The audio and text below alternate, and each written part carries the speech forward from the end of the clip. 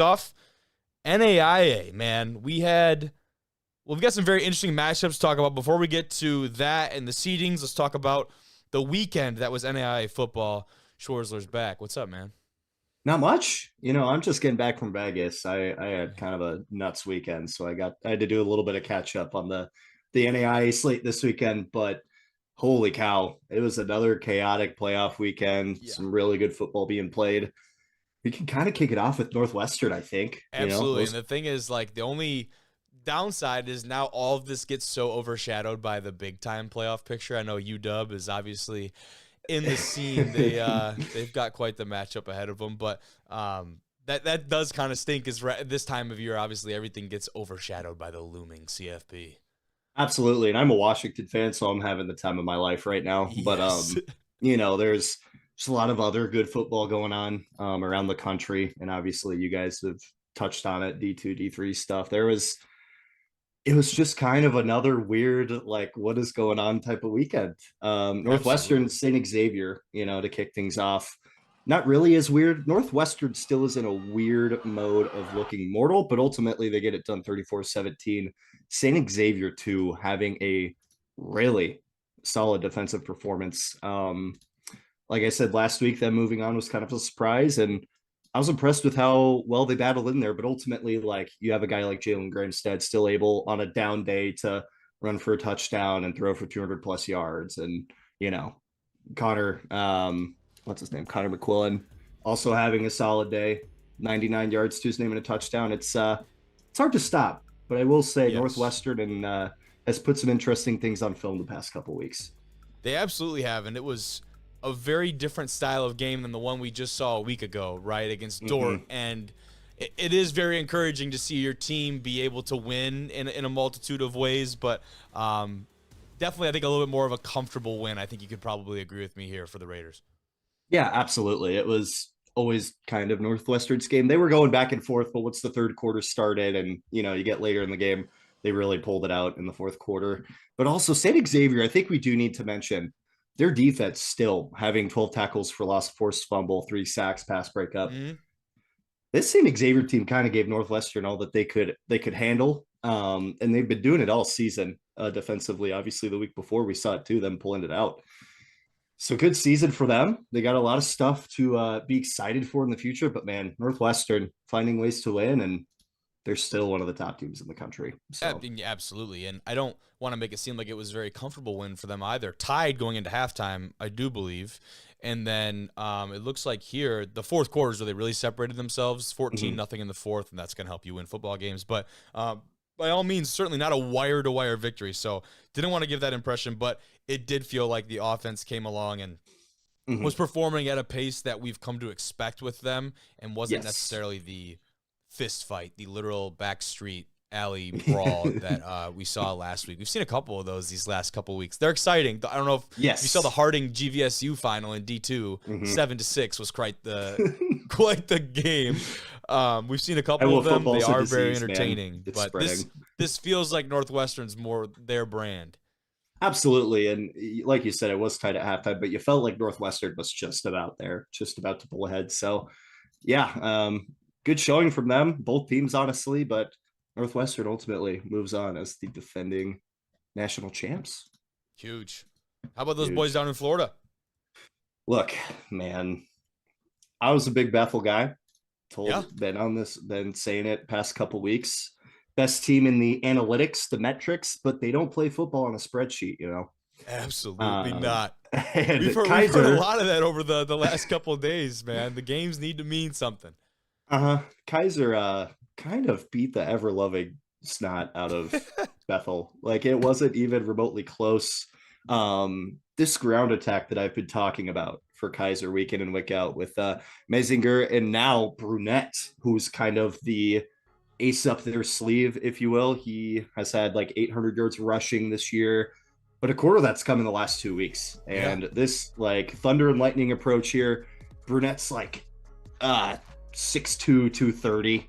Like, that he's helps. just a massive human. And obviously Messinger's had a really impressive postseason and season in general.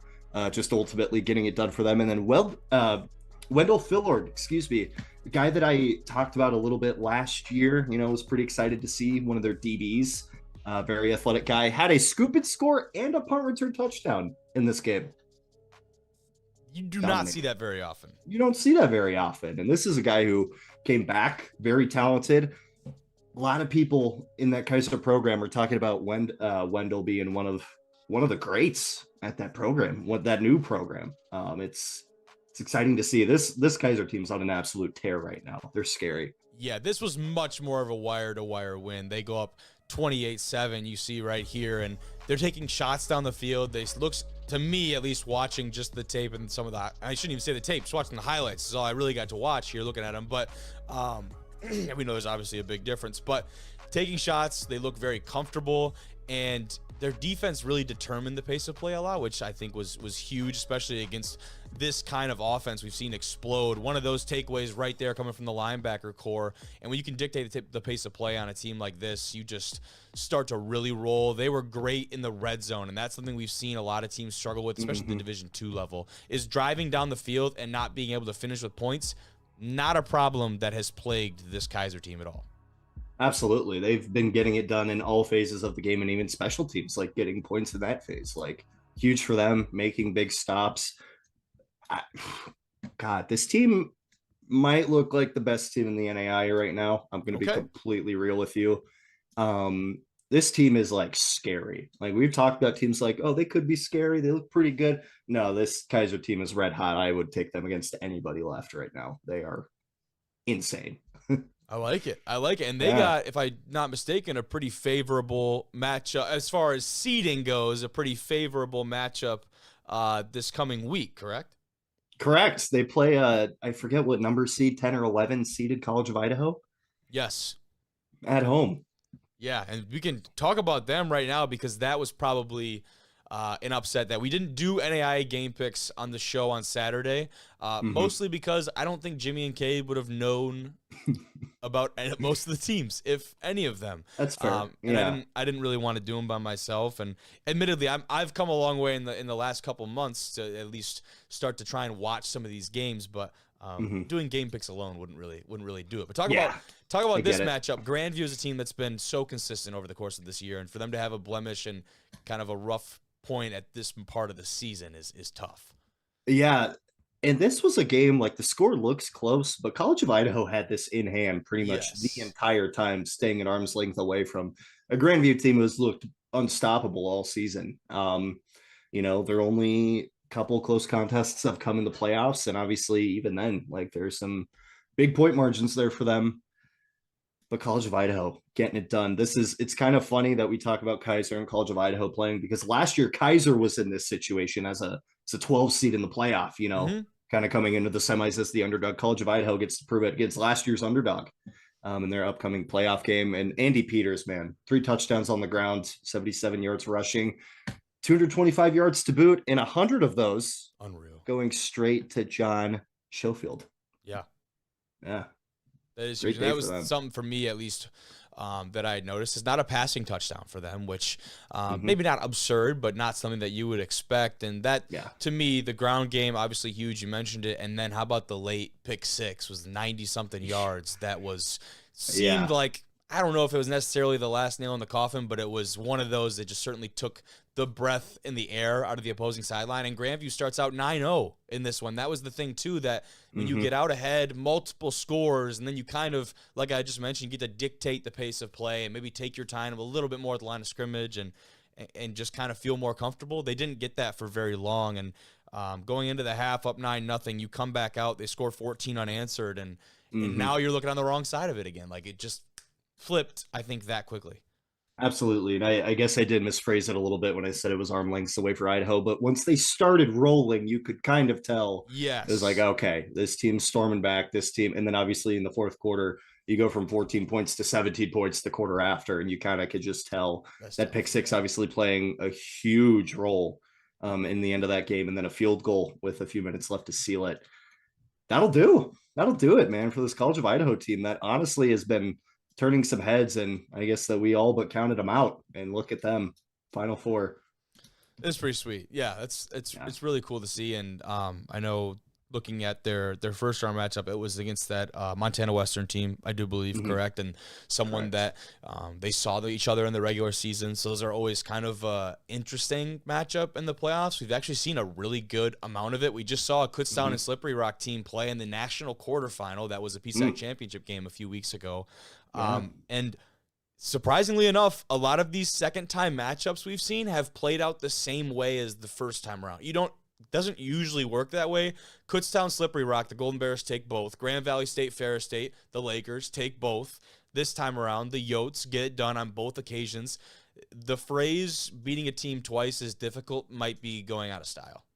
I think it is because even at the upper levels of football, like you see it. Like, Yeah. look, I'll go on a tiny tangent here. Pac-12, for example, like Yep. all the champions that have like played it, the teams again. Washington beats Oregon twice. Yeah. Utah beats USC twice. Utah beats Oregon twice. Like, What the very hell? weird trend. I don't know what's happening.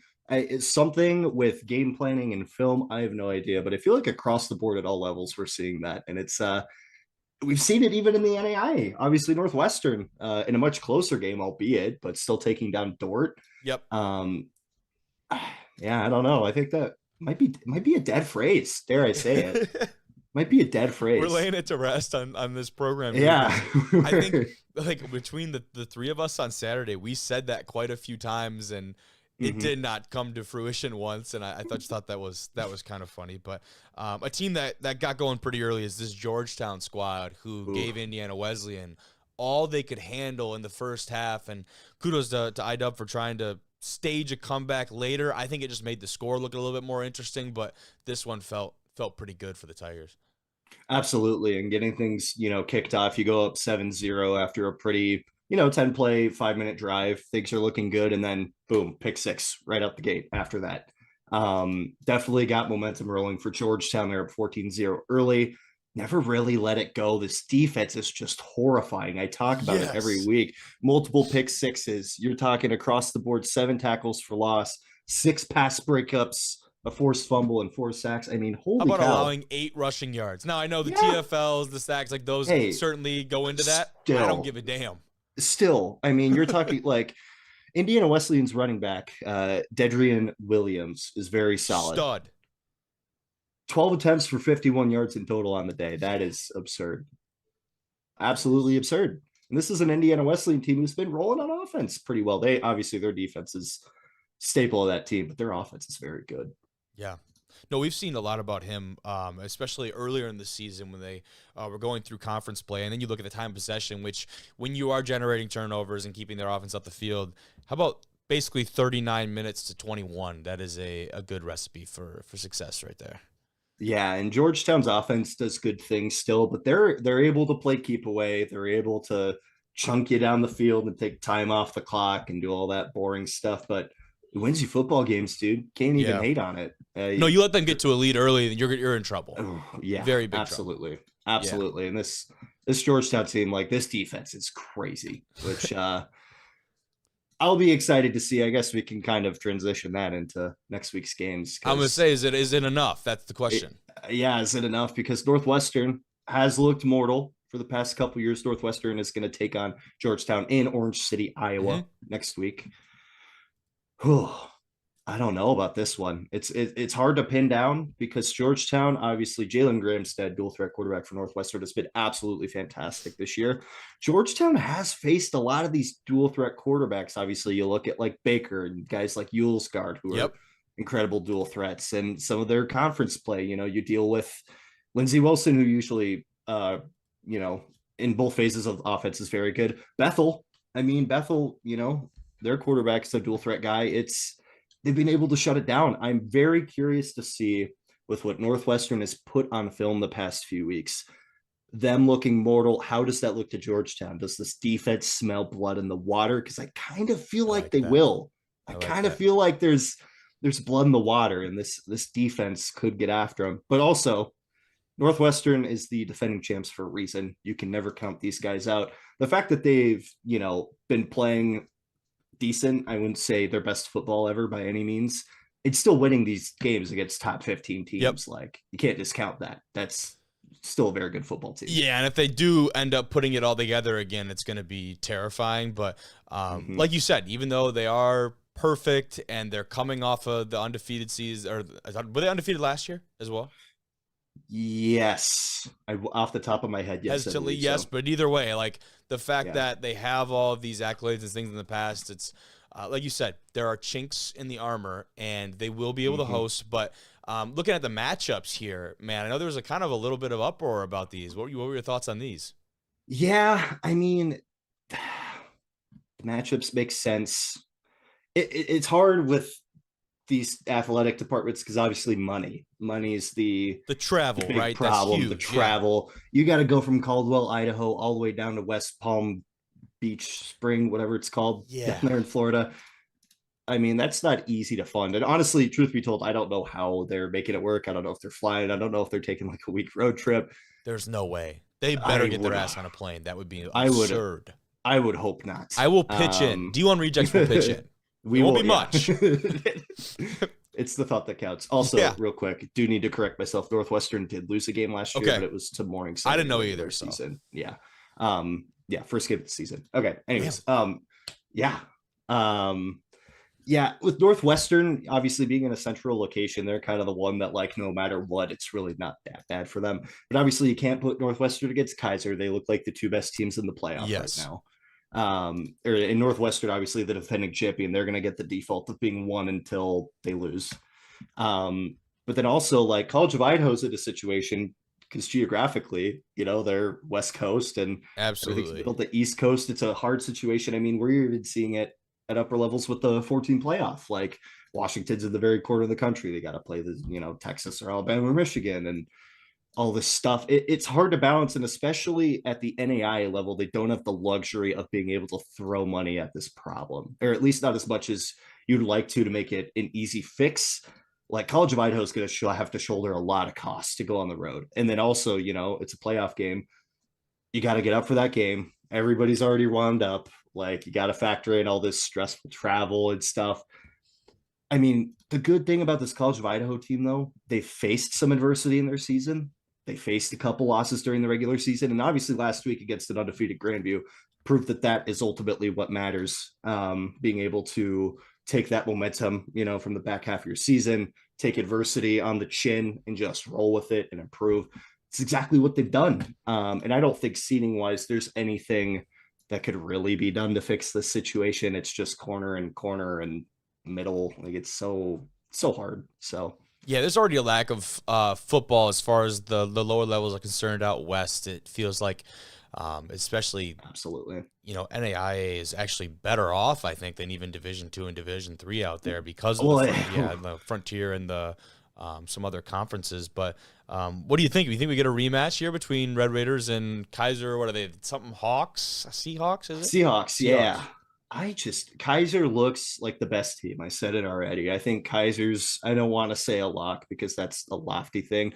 Just like I just about said the same thing about Grandview last week, like how that turned out for me. But this Kaiser team looks so good. College of Idaho's got to travel. And honestly, Georgetown Northwestern could be, you could flip a coin for that game, I feel like. Yeah. But also, like, if Northwestern comes out the gate looking like the Northwestern we know from the rest of the season, I don't know. Georgetown's got to go blow for blow with Jalen Gramstad, and that's absolutely pretty hard to do, and he's clicking. 35-25 was the final last year. Northwestern, they took it over Kaiser, and we'll see. I know that one, they're probably doing a great job of having their eyes just on this game, and if we had one of them on here, they'd probably give me the same answer I always get of a week at a time. But damn it, if they win this one, I think they know who they want in the ship. Absolutely. And if not, they still get to prove something because they were that short, just a step short last year. So yes, exactly. So even whatever happens, this is an improvement for them down there in that squad, dude. Absolutely, it's gonna be another good weekend of NAIA football. What can I say? I say it every week, but it's true. I love it. We're kind of broken records on here. That's straight. I'm cool with it, fine. man. It's fine, dude. That just means we're spoiled. Exactly. That's a good way to put it. Yeah, we're spoiled, but sweet. That's all I got for you, Matt. I appreciate you, man. Thank you, and have a good work week. How about that? Yeah, Jesus, no kidding. I'll see you, Kobe. See you, buddy. Have a good one. Later.